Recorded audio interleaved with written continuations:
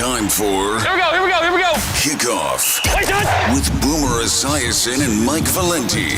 Presented nationally by Casamigos Tequila. Casamigos, brought to you by those who drink it. And Lowe's. Lowe's knows home improvement.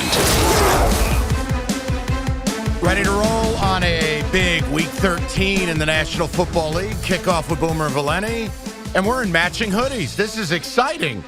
What's going on, buddy? How are you? Good afternoon. And by the way, it's great to see you in person once in a while and know that you're actually alive, that it's not just a voice on the other end. You're going to be stuck with me a lot now. And I'm just going to say this, and you got to take this as a heartfelt compliment. I cannot believe that it's Week 13. We are now in December. This year is flying by, and you're making it fun each and every week. Well, I try, man. I appreciate that. Clete Blackman really made last night fun. Oh, my God.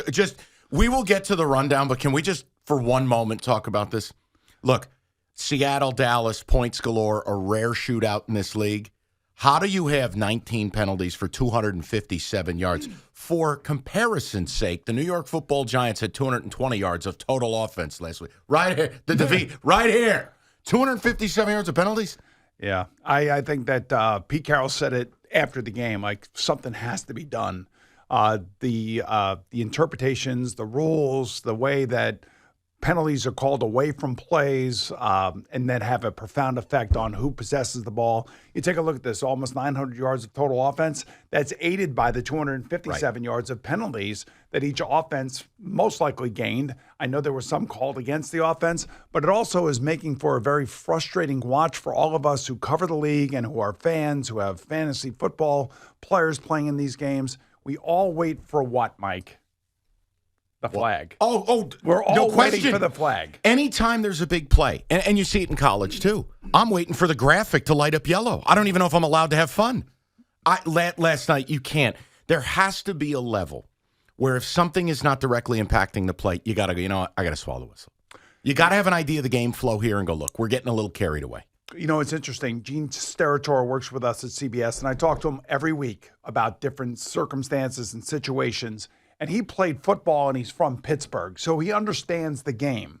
And, he has told me over and over and over again that the NFL has been, just like having problems getting these things straightened out. And like he would do a game like he was doing, like he was a football fan, like a football player.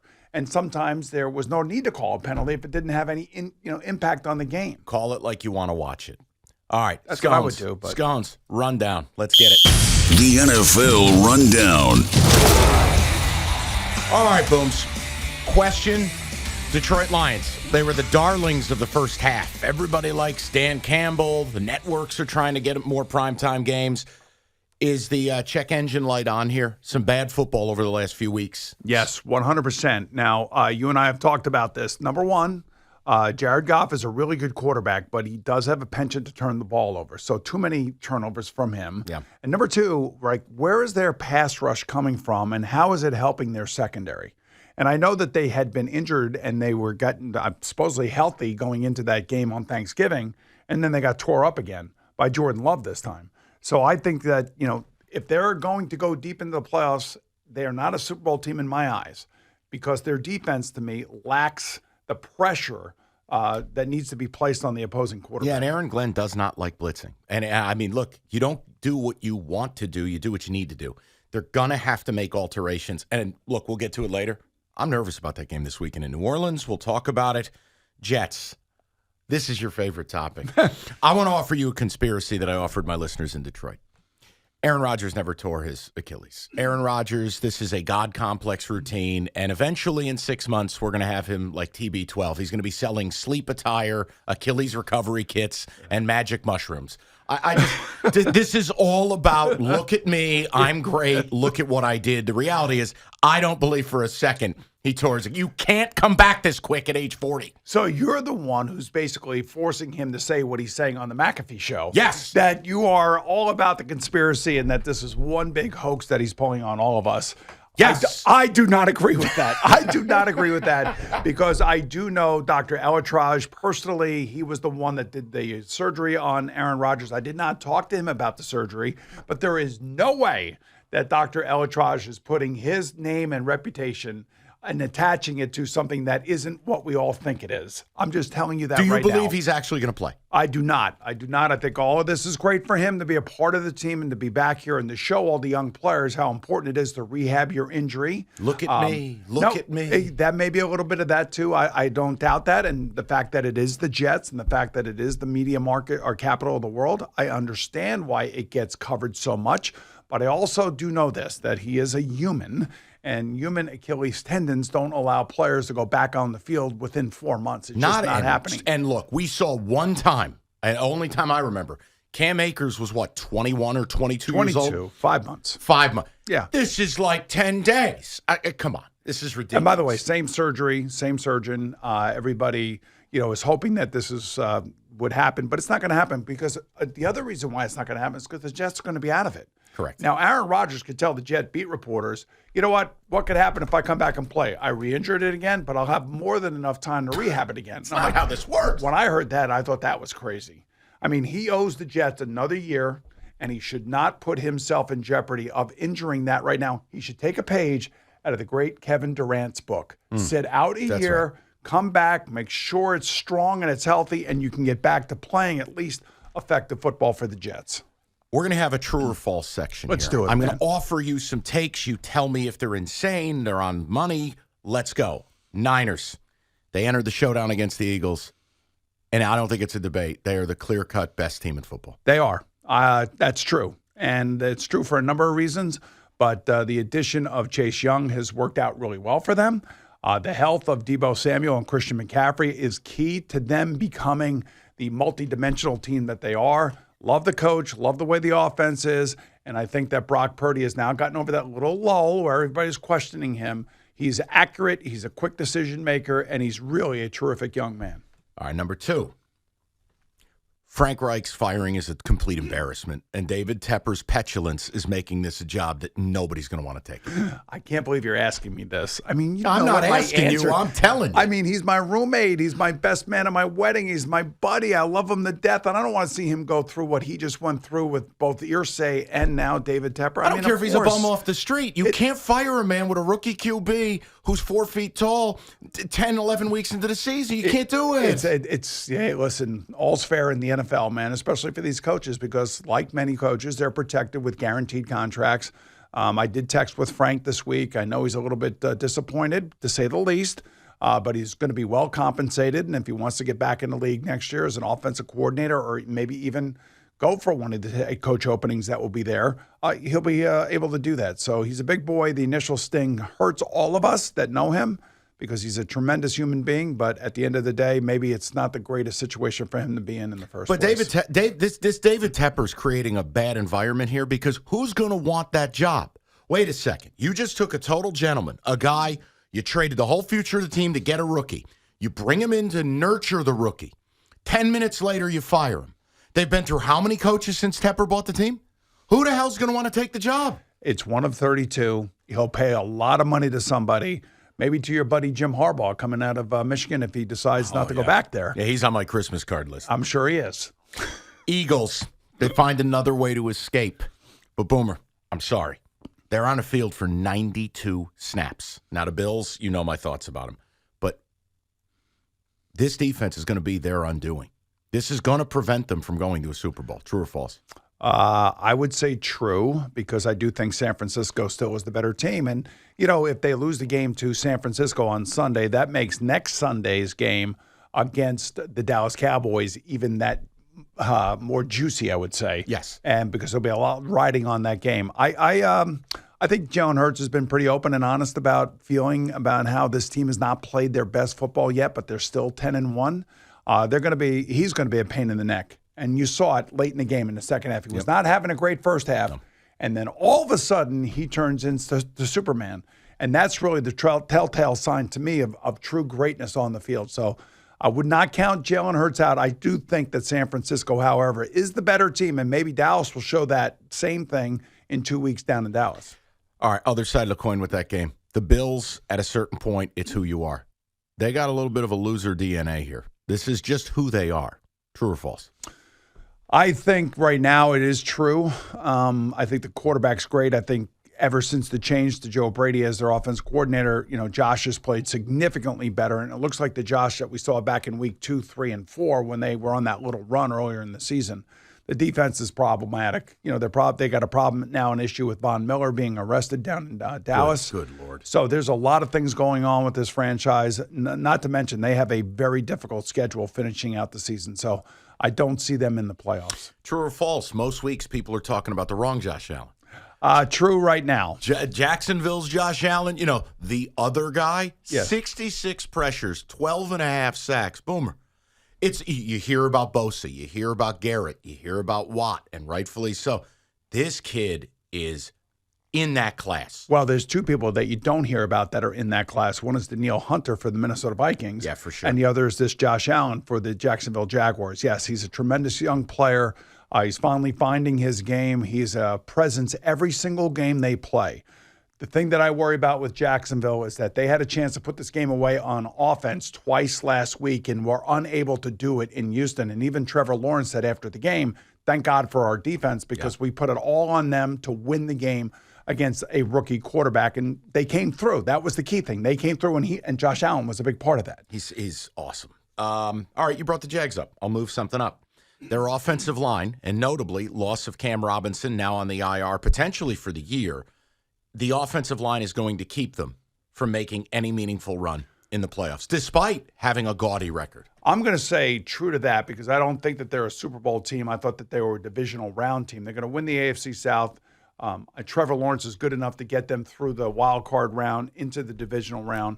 I do think that that is a big loss for them. That's like the loss of Trent Williams for the San Francisco 49ers earlier in the year. Left tackle is your bell cow offensive lineman. Unless, of course, you're the Philadelphia Eagles, and then it's Jason Kelsey. But I would just say that he is like the most important guy on that team other than, Trevor Lawrence on offense. So, yeah, that is a huge loss for them. Fun one. Seattle's got the best throwbacks in the league.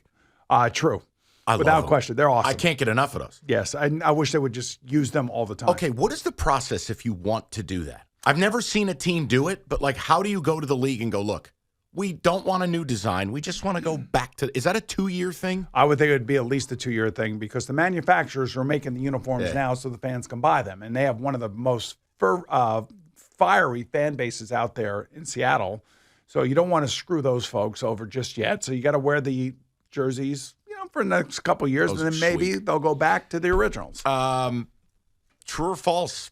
Hearing the news that Joe Flacco is starting a football game in the year of 2023 is the most insane thing you've heard this season. That's true because I never expected to hear it. But one thing we've learned over the last 2 years, Mike, is that if you play quarterback in the NFL, man, you're taking your life into your own hands. It's like being a left-handed reliever in Major League Baseball. This is going to be 51 quarterbacks or maybe 52 quarterbacks now that will have played, and the Browns are on their 4th starting quarterback of this season. That is insane. That hit that DTR took last week was brutal. But again, a rookie. Like you remember Jaron Hall for the Minnesota Vikings down in Atlanta? These kids don't realize just how fast the defense is, and they put themselves just in incredibly difficult position, just like Anthony Richardson did for the Colts. That hit was that hit was like Monday morning hitting most of us. All right, MVP race. It's the most wide open I can remember. Non-true or false here, but I laid this out. Here are your odds. You tell me who you want right here, right now. Hurts plus 150, Mahomes plus 400, Lamar plus 400, Dak plus 800, CMC plus 2,000, Stroud 2,000, and Tyreek Hill at plus 5,000. Wow. I'll tell you what, if Tyreek Hill and the Dolphins finish really strong and he gets over 2,000 and he surpasses Calvin Johnson's 1986, whatever that number is, I think he is really going to be in the mix here because he changes the whole landscape of the football field when he is healthy.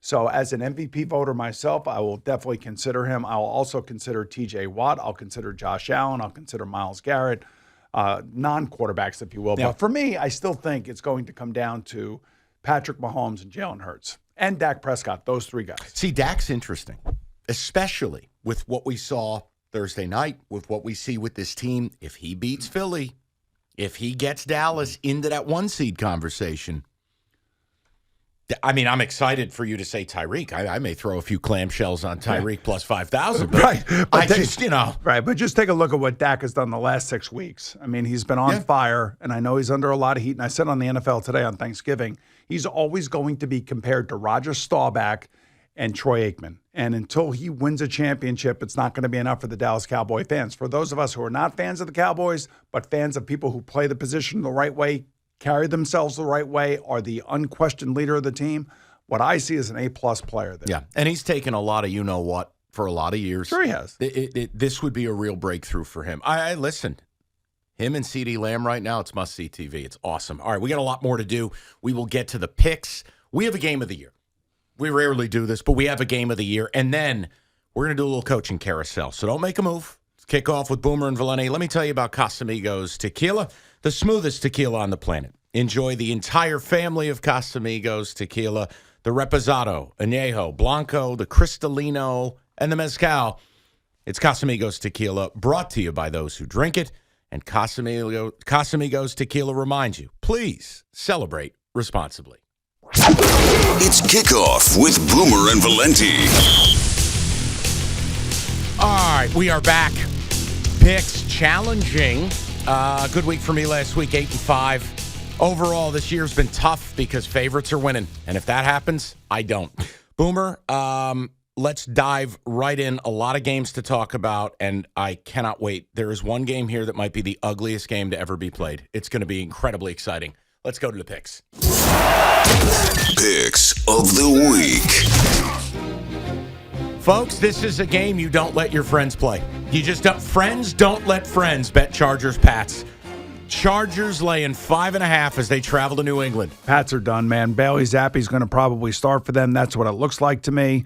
Chargers, are playing for their playoff lives.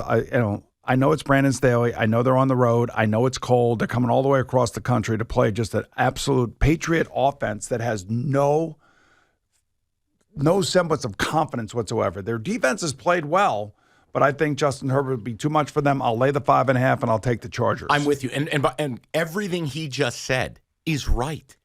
You can't – the Chargers shouldn't be favored over anyone because the Chargers will take a winning lottery ticket and they'll fall into the street and get hit by a bus with it while trying to go cash it in. But you have to take the Chargers. I love the analogy. It's just, Boomer, they cannot stand prosperity. I hear you. Lions laying 4.5 as they head down to New Orleans. We were talking about this in the first segment about the Lions and their defense and how disappointing it has been. And I know that Jared Goff this week is talking about not turning the ball over, which is great. On the other side, you got Derek Carr who's flatlining and he can't get the team in the end zone. The Saints still have a chance of winning that division down there. This is not going to be an easy game for the Lions. I'm gonna take the Saints and the points, the home dog here, and I think that Derek Carr has a chance to obviously have a big game against this Lions defense. I'm with you. Look, Dennis Allen, Derek Carr as dogs. Yes. As favorites, like last week? No. I can't trust the Lions to go on the road lane north of a field goal right now. The turnovers are out of control. I need to see Aaron Glenn make some changes defensively. Got to get more aggressive. I'm with Boomer here. I'm going to take the Saints, take the points. Steelers laying 5.5, traveling to Arizona. I know, this one stinks. Wow, look what happens when you go over 400 yards on offense when you're the Steelers. Everybody goes crazy. But I did love Kenny Pickett's point that, look, guys, it's not about the yards, it's about the points, and 16 points ain't going to be enough. No. And that game versus the Bengals last week was ugly. And I suspect that this game is going to be just as ugly. You're going to have Kyler Murray running all over the place. The Steelers are going to try to jam it down the throats of the Cardinals by running the football. As much as I hate to do it, I'm going to take the Steelers 5.5 points. It feels dirty. It does. I know. Guys, that's the other thing. We always talk about it. That's a lot of points in an NFL football game. This ain't college. Beating teams by, essentially beating a team by 7, you're in the dead zone of 5.5. You got to put a hurting on somebody to win an NFL game by 7. But I have to do – this is gross. I'll do it. I'll go Steelers. Wow, that's 3 for 3. I know. Mind melding. Man. Atlanta, laying 2, traveling to the Jets. You know what? I'm not taking the Jets ever again. I mean, they've been killing me, dude. They've been killing me. You got to let the Hail Mary go. I took them last week. I know. And I'm sitting there at halftime, and I'm like, what did I just see? What did I just see? Had you ever seen a returned Hail Mary for a touchdown? Never. we've all seen the long field goal miss, and we've seen the guys taking it back. It goes all the way back to that Auburn-Alabama game a few years back. Maybe it was about 10 years ago. Yep. And now we see NFL teams take shots at that. But I have never in my life ever seen that. And look, I was a Jet player at one time, and there are a lot of things that happened when I played that I never saw until I played. Can I offer you something? Yes. Just, you don't have to change, but Okay. I'm going to offer this friendship.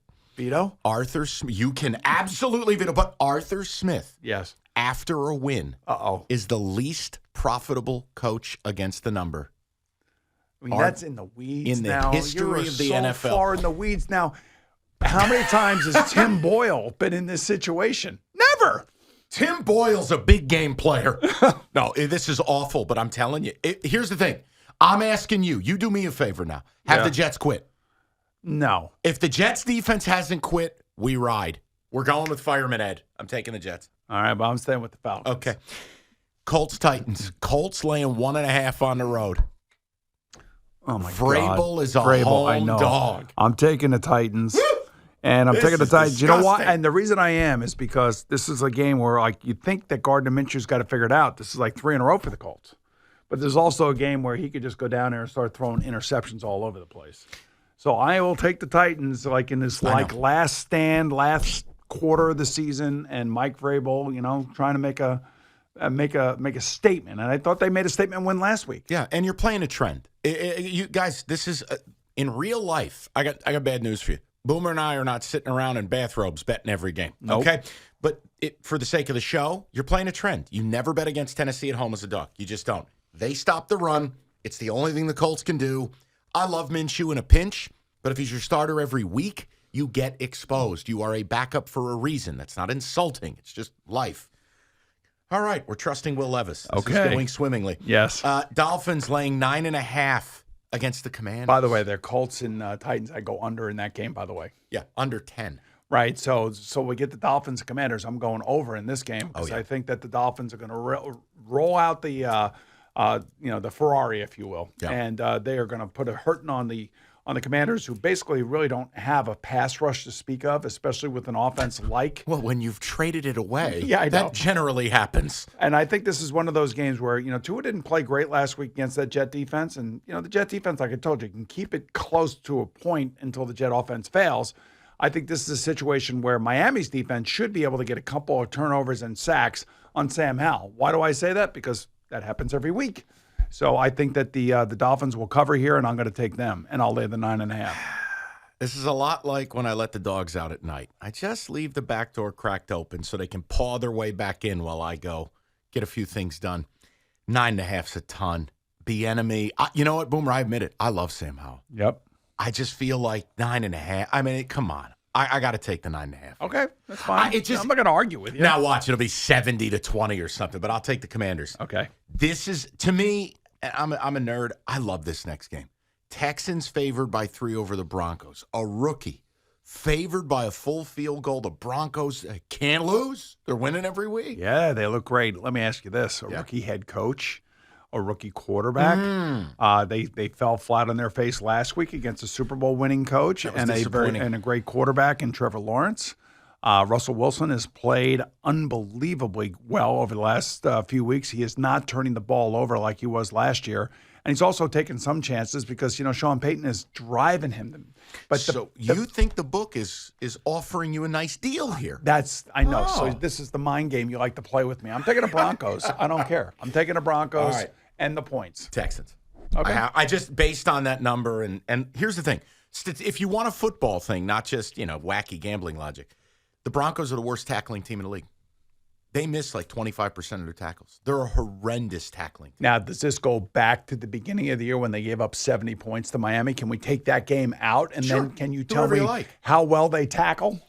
I'm not doing it live. That would require several button pushes, but fair. I got to go with the number here. I'm going to go Texans. See, I look at the last 6 games for the Broncos. Totally different team. It's a totally different team. And whatever happened after that 70-point beatdown by the Dolphins, Sean Payton got into that defensive room. He probably told Vance Joseph, his defensive coordinator, listen, we got to simplify this thing. We got to let these players play and stop thinking, and let's be as simple as we possibly can. And I think that has been the elixir for the Broncos to get them right back in the mix here. Vance, fix this or I'm loading you into a space cannon. That's how that conversation went. Okay. All right. Preemptive veto. I can't believe this is real. Bucks laying 5.5 against the Panthers.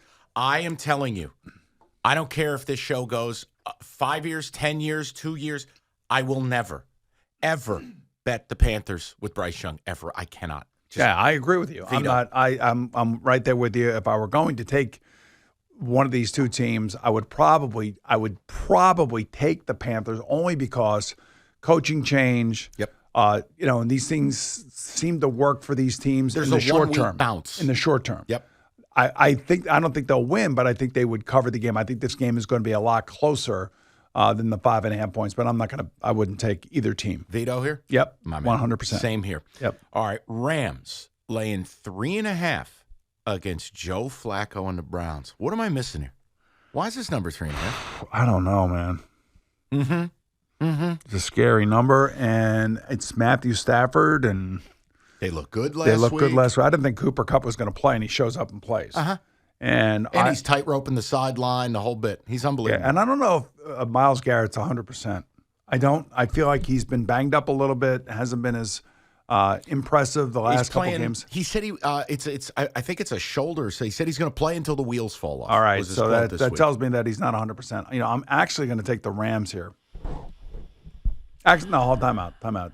They're favored. They're favored by 3.5. I'm going to take the Browns because I think it will be a field goal game. What about this angle? And you'd have to give me the player's psychology. Browns defense kind of got embarrassed last week. Yep. A little bit of a pride thing, a little bounce back here, or is that just made up? All right, forget it. I'm not even thinking. I'm sorry, Brian. I know that I got you all over the place here. Guys having a nervous breakdown over here, Brian. I can't even believe these two teams. I'm going to take the Rams. I'm going to lay the points, and the reason I'm doing that is because of Joe Flacco stepping on the field for the first time in a year, and hasn't really practiced other than maybe 10 practices, and now all of a sudden it's going to be thrust into a starting situation. And when he was with the Jets, maybe he kind of calmed things down and could move the ball down the field. But, man, he would make turnovers that would kill the team. So I'm going to take the Rams here. I'm sorry. I'm taking the Rams. What about that Rams O-line versus the Browns? I'm taking the Rams. Stop talking to me. I'm taking his forehead over the Rams and the Browns. He's sweating it out.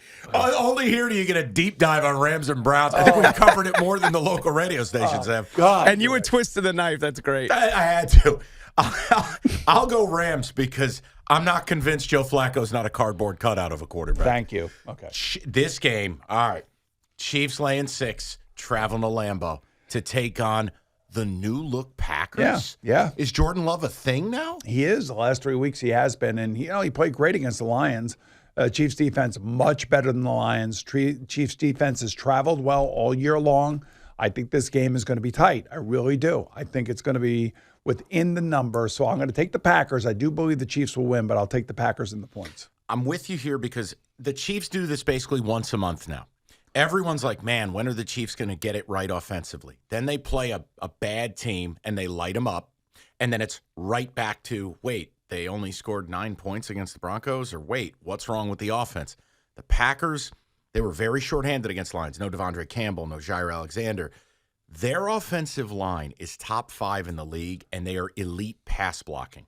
Spags is going to bring the blitzes. I would assume their line will hold their water. If Love is actually developed, I'm with you. Mahomes laying north of a field goal is a bad idea. All of it's a bad idea, but that's a real bad idea. I'm going to go Packers. I can't believe I'm going Packers here. Could they be one of these teams that comes on the end of the season the way that they have played and make it into the playoffs? That's a real question because there's probably about 3 or 4 teams that we'll get to a little bit later on that have that opportunity, and I think they're one of them. Yeah, there's basically, if you said the Vikings are in, which I'm not certain of. Those comments by O'Connell this week were weird. Well, he knows he's got a quarterback issue now. Well, I could have told you that the day you brought Dobbs in. Yeah, but Dobbs was good. And don't get me wrong. What he did the first couple games for them was amazing. But now all of a sudden getting ready for a game plan, week in and week out. Yeah, it's a little different. Gets out. I'm going to take the Pack, and I agree with you. Okay. I think there's a scenario that they could creep in. Jags, Bengals. Jaguars on Monday Night Football, first time in, I think, 12 years, laying 8. Yeah, I feel bad for my Bengals, man. You know, Trey Hendrickson has got to be the guy that changes the game. He's got to force a fumble on a sack. He's got to tip a ball, things of that nature. He'll have the matchup advantage for the Bengals from their defensive standpoint, but I just don't. Their offense can't do anything with Jake Browning. They can't. I mean, and they have so many good players that are frustrated now, and they're going to be leaning heavily on Joe Mixon. I do like the Jags here. It's a Monday night coming out party for them. I'm going to lay the 8. I'm going to take the Jags. You can hear the gears turning. I don't like the Jags as a big favorite, but I'm with Boomer. There is no way in HELL hell I can bet Jake Browning. I am going to veto this. It would be Jags, but this is going to be a pass. Another problem with the NFL is just these backup quarterbacks that aren't ready to play. Can't do it. All right, we have a coaching carousel delight next. Boomer, tell them about Casamigos. All righty, so what goes great with football, Mike and I both know it's Casamigos Tequila. Casamigos brought to you by those who drink it. So make sure you have plenty on hand for the Week 13 games, whether it be Añejo, Blanco, Reposado, Cristalino, or Mezcal. It's Casamigos Tequila, our personal favorite, if you ask us. And they also want to remind you, our friends out there, that please celebrate responsibly. It's Kickoff with Boomer and Valenti. All right, final segment. Got an absolute 5-star game to talk about. Cannot wait. We got the final word later on with a coaching carousel madness. Could be a record year for job openings. But let's start with our best of the best. This week's best of the best. You wait all year for games like this. This is an NFC title game in the regular season. The Niners laying 2.5 as they travel to Philly. I'm going to make an opening. I'd like to address the crowd. I'm going to make an opening statement. Yeah, go ahead. I don't like this game. I love this game. I don't like the Niners. I love the Niners here. I am probably walking into a rake. I think the Niners are going to go into Philly and bully the bullies. I think the Eagles have been lucky as all get out. You got a defense that's on the field for 92 snaps last week. San Francisco's healthy. They're in a rhythm. That's a real thing in the NFL, man. Like, I know momentum doesn't translate between games, but when a team is operating at a high level, these teams can go on 4, 5, 6-week runs. Niners are in one. The amazing thing is the respect that the Niners are getting going into this game is the Eagles are 10-1 with their starting quarterback. In 20 years, there hasn't been a home team that has a 10-1 or better mark with their starting quarterback in the lineup that has been the home dog. That tells you how much everybody out there really does respect and recognize how good the 49ers are. Now, 5 weeks ago, that might not have been the case because they were in the middle of that 3-game losing streak. I was questioning them. Right, everybody was. But I never stopped thinking that they weren't the best team because every team is going to go through a lull somewhere along the line. There's going to be a bad loss or a bad couple losses. There's going to be some injuries that are going to impact the team. And I think that's where the 49ers were earlier this season. But now, as you just pointed out, they are rocking and rolling. The Eagles have gotten a little bit lucky, but, luck is a good thing if you're like a guy like Jalen Hurts. You could play awful for the first half like he did against Buffalo, and then all of a sudden turn it on and score 5 touchdowns in the second half. That's how great a player he is and how he willed his team to win last week. See, I think what happens here, and I understand, he's still very functional. He's very good. There's a little bit missing. That knee is a thing, and it's going to be a thing all year. This is not the team you want to face. Since getting Chase Young, I think the Niners have, 15 sacks in 3 weeks? Yeah. You're seeing this thing completely turn, and they feast. Now, they're going to – I believe you will get Lane Johnson in this I was going to say that's the big number. That's the big guy for them. Yeah. They need to have him on the field. It was shocking that he was deactivated last week against the Bills. But I look at the Niners and the way they get after you up front. But flip the script here. When you have a defense – there are leaks in this Eagle defense. Now, they're allegedly great at stopping the run. You know what I've seen the last couple of weeks? Buffalo notwithstanding, because they just refuse to run the football. I go back to that Chiefs game. The Chiefs damn near put 200 yards rushing on this thing. Mm-hmm. And they were running a lot of outside concept, a lot of pulling your center and moving out. And Creed Humphrey's awesome. And who loves to do that? Bam. I just feel like there's parallels you can draw. And Shanahan, that off-tackle run game they love to establish. I just feel like the Eagles are in real trouble here. Yeah, so the 49ers are like a concoction of Mike Shanahan, Kyle Shanahan, and You think of Sean McVay. You think all those young coaches that were on that Mike Shanahan staff in Washington. And Kyle took a lot from his dad. And his dad always had one of the most, if not the most, physical run game in the NFL when I played. And we mirrored that. So did Bill Walsh mirrored that in San Francisco. That's why we were so good with the play action, because our running game was so powerful and so strong. And I think that's one of the real key things that the 49ers are. They are a physical offense. Everybody sees the flash and dash of, Brandon Ayuk and George Kittle, and then all of a sudden, a little bit of Christian McCaffrey, right, and then beat Debo with a underneath handoff or whatever it is.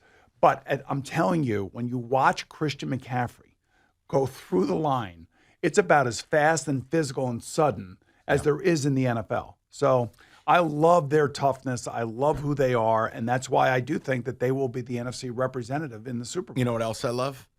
Extra rest. This time of year, it matters, man.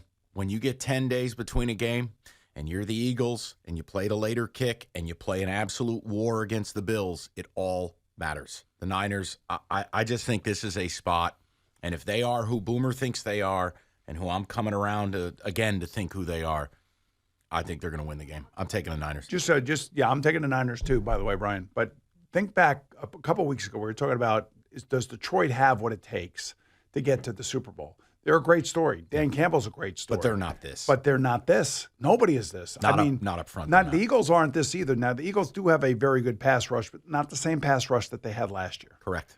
And I'm going to tell you, Kyle Shanahan will have things drawn up for this defense that he's been waiting to unleash on this team since last year's playoff loss. Here's the other thing to look at, too, and I don't want to get too deep in the weeds because we'll lose people, but linebacker level, Shanahan and Kittle, you can attack the Eagles with their off-ball linebacker. You know what you're getting up front, and you know a little bit on the perimeter what you're getting with the secondary. I'm telling you, there are ways to attack them in that second level, and this could be a very big day for some of the Niners people in that middle level. What is the over-under for this game?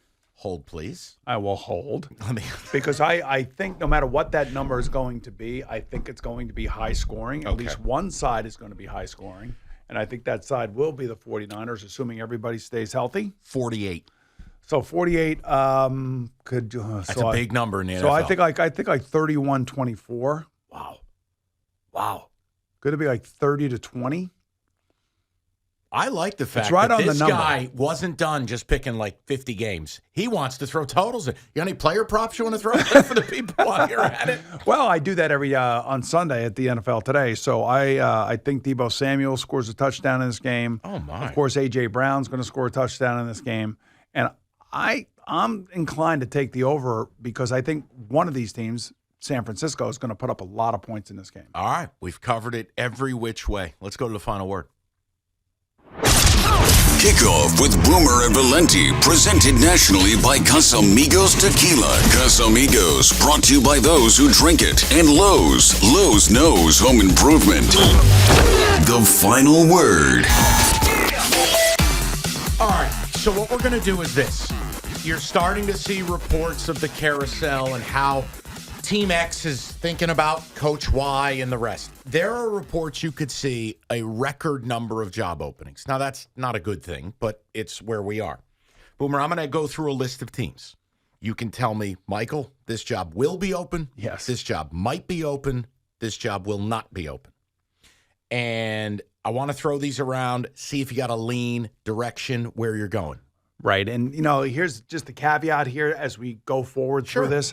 I hate talking about this because these are people's families. You're uprooting so many things that go on in these coaches' lives now. They're nomads. They all know that. They all know that they could be in the eye or the fire, if you will, of the owner. But I will say that I agree with Adam Schefter. I do. I think that there's going to be a bloodletting, and it's going to get pretty serious. Right. So we start with the easy one. Panthers' job is open. Open. Okay. So that's just cast it to the side. Right. Washington Commanders. I'm going to have to say open. Really? New owner. They're going to want Josh Harris. Yeah, I'm not that he doesn't respect Ron Rivera. Everybody does. We Any all know chance that. be enemy takes the job. Yeah, that could be the next not logical move. I can't speak for Ron. I like Ron. I think his players play for him. I think his players care about him. I just think that team is going to want to do something completely different. Okay. Jets. No, I think that That's they're a flat no. It's a flat no as of right now, flat no, and I think they're all in for Aaron Rodgers next year, and I don't think that Woody Johnson's going to pull the trigger unless, of course, the Jets completely fall apart here and look terrible at the end of the year. But, they had Aaron Rodgers on the phone calling season ticket holders. So that tells me that everybody's coming back next year. I thought it would be a maybe. That is surprising. All right. Giants. Nope. The hard no. Hard no, and I know that we talked about Bill Belichick possibly leaving the Patriots, and wouldn't that be interesting had the Giants and the Patriots looked at this and maybe they made a trade for Bill Belichick? I don't think it's going to happen. I think Brian Daboll's done a lot in the last 2 weeks alone. Yes, to kill his draft stock. Yes, unfortunately, to kill his draft stock, but these coaches want their one-loss record on their tombstone. They don't want to give up any losses for some draft pick that they don't know whether or not that kid's going to be any good when he gets there. Chicago Bears. Open. You know what I love? Brian, he has not done a maybe yet. It's just hammers and nails, man. Open. Yes. Is this where Jim Harbaugh ends up? Could be Jim Harbaugh. Could be anybody. But I just feel like, that's a team that's going to be in transition. They made the trade for Montez Sweat, and they gave the contract to him. So that tells me that Kevin Warren and the McCaskey family are giving Ryan Poles another shot at the GM spot. But they may want a new coach. They may want an offensive coach, especially if they're going to draft Caleb Williams with the number 1 pick. This one is on the periphery, but they lost. And coach's age plays a role. Yep. Seattle.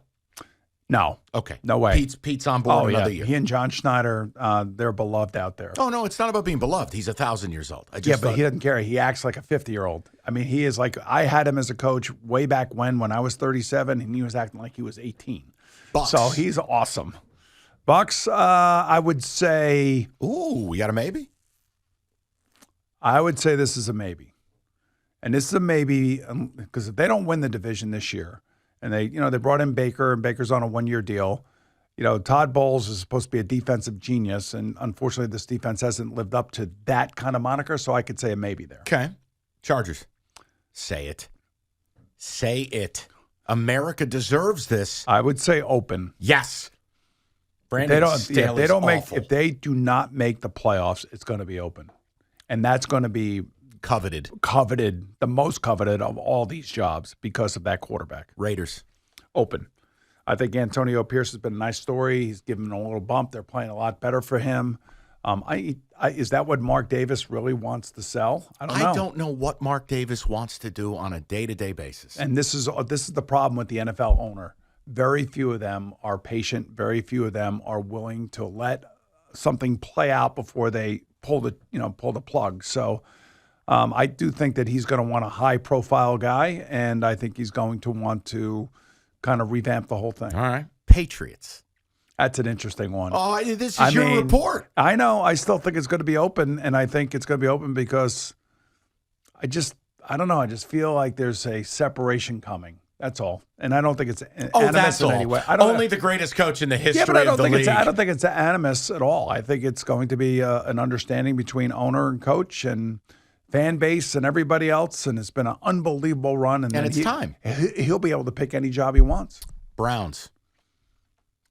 I think you got to stay. I think Kevin Stefanski's done an unbelievable job with 4 different quarterbacks, and that defense has been great. And they've been, at the top of their the conference. I don't see them collapsing. I think they're still going to sneak into the playoffs, and I think that he deserves Coach of the Year recognition if, in fact, that happens. Okay, couple off the boards. We got a minute. Bills. That could be the surprising one. And that's been my report. Yes, there you go. And the reason that may be a surprising one is only because, has their window closed, has their run shut down? The GM and the coach are really close, though. That would have to be an owner stepping in and saying, my fan base has had enough of this. We got to get an offensive guy in here. And there's some, like Ben Johnson or somebody like that that's available that would then hopefully amplify the greatness of Josh Allen in the next 4 or 5 years. Just keep an eye on it. It's just something, and as Boomer said, it's not anti-McDermott. Sometimes it runs its course. Right. That's Coach all Cowher would have a conniption right now listening to us do all this. right. Just Well, so then, you know that. Great place to stop. Yes. Everybody, we'll be back at it next week, week 14. Lots to do, lots to say. And listen, thanks for listening. We'll talk to you. It's Kickoff with Boomer and Valenti. It's Kickoff with Boomer and Valenti.